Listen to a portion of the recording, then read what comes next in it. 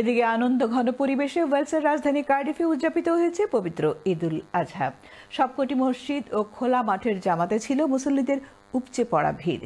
বিস্তারিত আমাদের কার্ডিফ প্রতিনিধি মোস্তফা সালেহ লিটনের রিপোর্টে।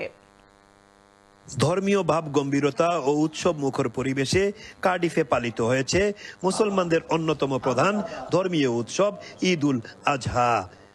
প্রবাসে অবস্থান করলেও ঈদুল আজহার আনন্দে কোনো কমতি ছিল না এখানকার বাংলাদেশি কমিউনিটিতে।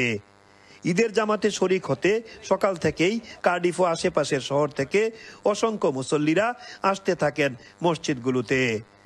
ঈদ আনন্দের বাঁধ ভাঙ্গা জুয়ারের কাফেলায় শরিক ছিলেন নানান দেশের নানান জাতের মুসলিমরা।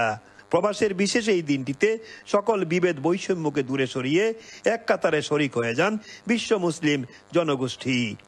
কার্ডিফের বাংলাদেশি অধ্যুষিত রিভারসাইড জালালিয়া মসজিদ ও রোড শাহজালাল মসজিদে দুটি করে ঈদের জামাত অনুষ্ঠিত হয়। জালালিয়া মসজিদে ইমামতি করেন মাওলানা আব্দুল মুক্তাদির ও হাফিজ জালাল আহমেদ।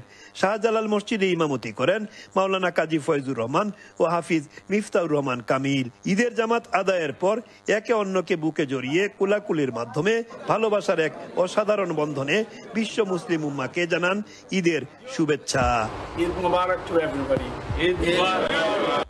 সবাইকে জানাচ্ছি ঈদুল আজহার শুভেচ্ছা।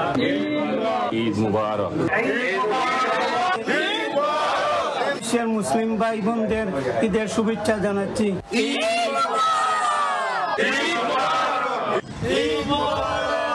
শহরের প্রত্যেকটি মসজিদেই খুতবার সময় গাজা, ইয়েমেন, সিরিয়া ও কাশ্মীরের নির্যাতিত মানুষের দুঃখ দুর্দশা থেকে মুক্তি ও বিশ্ব মুসলিম উম্মার সুখ শান্তি ও সমৃদ্ধির জন্য বিশেষ দোয়া করা হয়।